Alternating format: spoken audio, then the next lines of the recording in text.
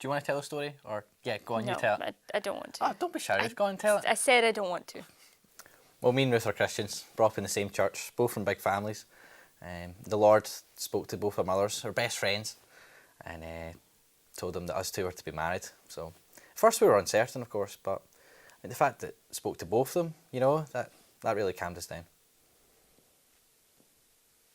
Great. Fine. Fine? As in mighty fine, or just... Yeah, sure. You know, weddings just aren't really my thing.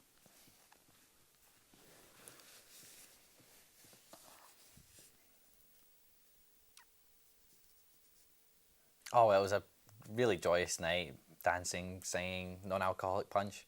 It was just a shame we didn't get to, you know, consummate our marriage that night. I told you, Jonathan, I had a headache. Headache? No, well, tired and a headache. Tired and headache. Ruth, it's because you said you were bloated. Yeah, tired, headache and bloated, the big three. Marriage is about equality and compromise and listening. And respect. Not now, Jonathan. Marriage is about putting your partner first and trusting that God knows what he's doing. Well, it's about love and fairness and... Actually, I think I've already answered that question, so you can just stop. Rude. Oh, well, Ruth is a great woman, loving, devoted, special to her God. I mean, there's been days where we've had the whole day planned out, but instead she's taken her car down to the beach and just spent the whole day in prayer to God. Well, sure, Jonathan and I don't work in theory or particularly well in practice. I mean, we're two very different people with next to nothing in common.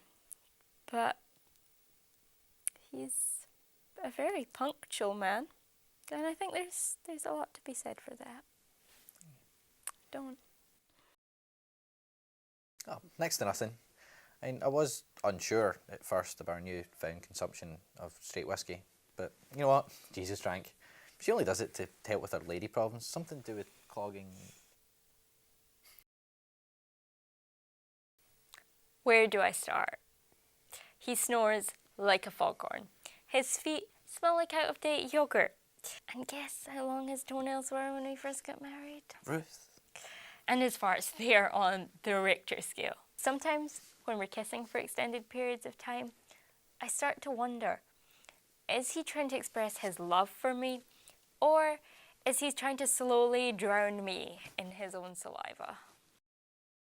His back is so hairy, you can grab hold of it. It's not that bad. It is. If Bigfoot had a back that hairy, he would wax it out of embarrassment. And because he has more self-respect than you do.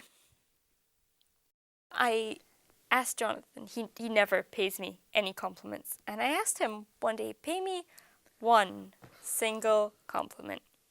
And he tries to tell me something about, oh, I make his skin tingle. But what did you actually say? Said you make my skin crawl. See?